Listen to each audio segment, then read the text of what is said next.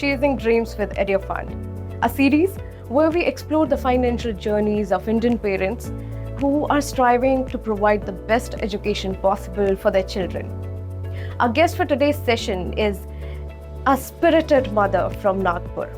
She may have had to come across some unexpected turns during her own educational journey, but has now set her sight to save a whopping 2.5 crores for her son's future education. Is this actually the cost that she is going to have to pay for her son's future education in about 10 to 15 years? If so, how is she managing to conquer this massive financial mountain? Let's find out today in conversation with Amruta.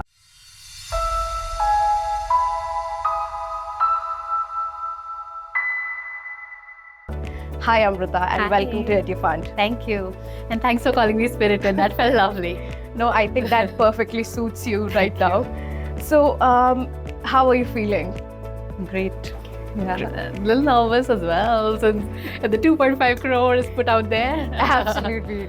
But you know, I have had a conversation with you earlier as well, and I know that your financial habits are really amazing and something that I would definitely want to discuss during this video, because I think these are some amazing tips that our audience could actually use. So you know, let's start with the basic question, which is I just want to talk about your personal educational journey. So, you know, what was your education like in terms of finances as well? Were you able to do the kind of courses you were interested in, or did you have to maybe compromise on something? What was it like? Like you said that I'm from Nagpur, small place. I went to a state school, so that education was basic. Then I did my company secretary course. Okay.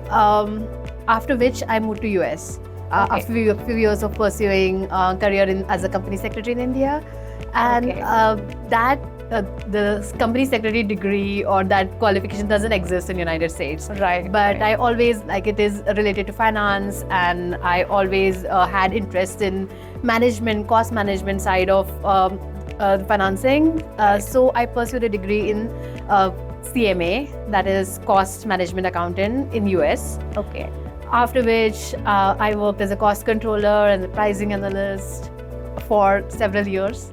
Okay. That is when I got my interest. I always wanted to learn French, but being in Nagpur, we didn't have, or we still don't have, the culture of learning foreign languages as it is in big city.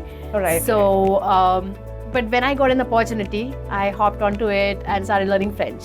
Okay. And that served me very well, because when I wanted to slow down after my son was born, I could still do something with my career, because now I'm a part-time French teacher. So Okay.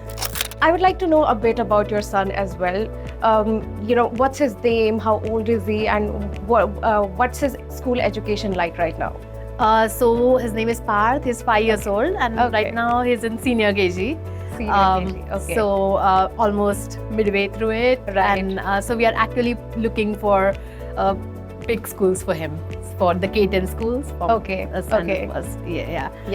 So right now he goes in a school close to our house. It's very good school. So looking to have something similar for Right. Amazing. challenging journey. They're just finding it out. Absolutely, I can imagine. Have you started looking for schools, or are you leaving it? No, not at all. We cannot leave it to chance. We are actively looking at schools, visiting schools, studying about different boards, because there are several different boards here in India, like like CBSE, ICSE, IGCSE. So I think I have found what I'm looking for. Now the school part, and then there will be actually applying part will come around the month of November, which will be in like a month or two. All the admission process will start, and but before that I have to be ready with my research. And Absolutely. What was it like finding out the cost of this new school? We were a little aware. So the schools, we knew that it is a huge cost, no kidding. Absolutely, but yes. We kind of have an idea. Okay. What did surprise us though? What was the other cost that comes along with the school, the actual cost of school? Absolutely. Because it's not just the school, but it's also a lot of activities that you want to put your child in, and we want best of everything. Right. So best of swimming, best of violin, and so all those things, best of everything. To be honest, those things add up. Right. And, right. Absolutely. It is definitely something that luckily we are able to do it, but Okay. we do feel a pinch. Okay, okay. So, obviously you want to provide the best, even if it's extracurricular activities or if it's school, or even if, let's say clothes or books. Yeah, You want to provide the best quality notebooks or Right. pencils out there. So, do you have like a rough sum of how much 1 year of his next school is going to cost you? So this is what I have planned in my mind. Is going to be equivalent to the school fees. So Okay. for example, the school fee is somewhere around 2 lakhs. Right. The cost of extracurricular things that we are going to put him in, Yeah. as well as the clothes and the Uniform. toys as well, and Yeah. activities, to take kids to activities would be 2 lakhs. Then will come the cost of trips that we would want to take with him. I think the 2 lakh would be activities and other things, and then other, Absolutely right. Yeah. that is for my calculations. But you also mentioned that fortunately you are prepared for it. So can you please tell us a bit more about your preparation, financial preparation for it all? How did you plan your savings? What are the tips that you really go by when it comes to saving for your child's education? In general, me and my husband, we love to save. Okay. We That's love a great- to see, money in that's our a bank great habit. account. That gives us joy. Yeah. So the moment our son was born, our first or even before, I would say, our first conversations were, how are we gonna save? Like, how are we gonna Right. find plans? So we have been saving early on. He was born in US, so we opened a 5 to 9 plan for him. Okay. And we have been investing steadily in that. Okay. When we moved to India, in fact, before we moved to India, we already knew that we're going to be moving. So we had opened some SIPs that we knew are doing good.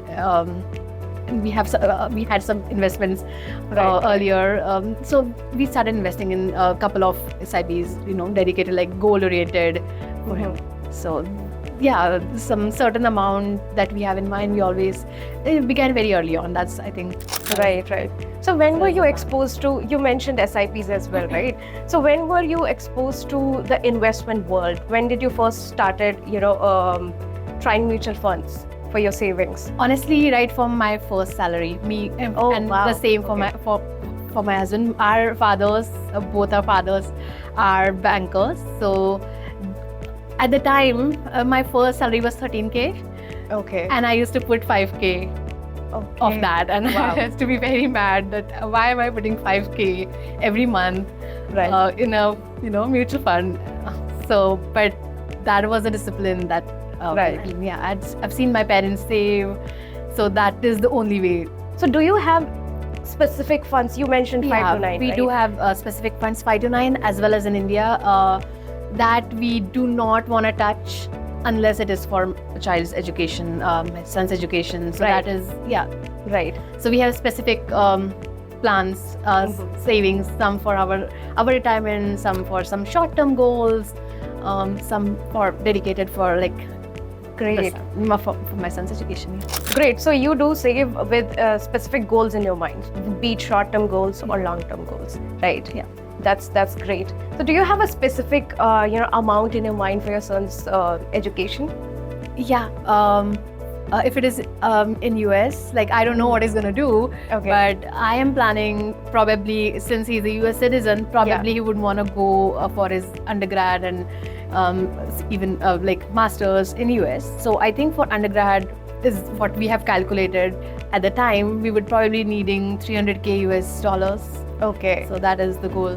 So did you actually calculate the cost of his education in the US? That's maybe in like 10 to 15 years down the There line. are calculators online, and like I have a figure in mind for college, 1.5 CR probably he'll be needing when he goes to college in the US, if he decides to go to US. But that is for state college. if he get to some better college, some other college, let's say for example an Ivy, then I know the cost is much higher, and then we are not prepared for that. I mean, then we'll have to figure it out. What if he actually decides to go for an Ivy League? What would be your plan to fund his education then? Honestly, we are not prepared for an Ivy League. But if he does get into an Ivy League, which would be amazing, usually money doesn't stop any person from getting into Ivy. So he would be independent enough to, go for an education loan, and that would be how we would be funding him. What sort of, great money management skills that you got from your parents, something that you would also like to teach your kid? My policy is very simple. If I can buy something twice within a certain reasonable period of time, for example, I buy an iPhone 15. What if I lose it tomorrow, and will I be able to buy it within the next 2 months for the second time? If I can, then I can afford it. If not, then I cannot. So, wow. So that's a very interesting approach. So you make sure that you can afford two of the same things. Two of the same things. We should be able to buy whatever you're buying. You have to be able to buy it another time within a reasonable time. Then only you can afford the thing. Otherwise, you can't. Right. Then go for it. So what are some tips that you have for our viewers who are watching this video right now and are currently planning for their child's education? What would you like to suggest them? Save first, spend later. Have a fixed amount in mind that you must save, with possible a big goal in mind. That probably, like I said, for me it's 1.5 crore that I would want to save. So I started accordingly. So have that amount in mind. And then there are a lot of things, a lot of little things, little expenses which might come on the way, some extracurricular activities, some class that they might want to get in, which might be expensive. So having a goal, a long-term saving goal will help cover these little expenses that will come along the way. So it's really inspiring to know that you are aware of the cost and you are saving in advance. This is something that we keep telling all of our parents as well. So it was really nice talking to you. It's really inspiring to hear your story, and I wish all the luck to Parth, your son. Thank you so much. So this was our conversation with Amruta, a parent who is striving to save as much as possible for her children.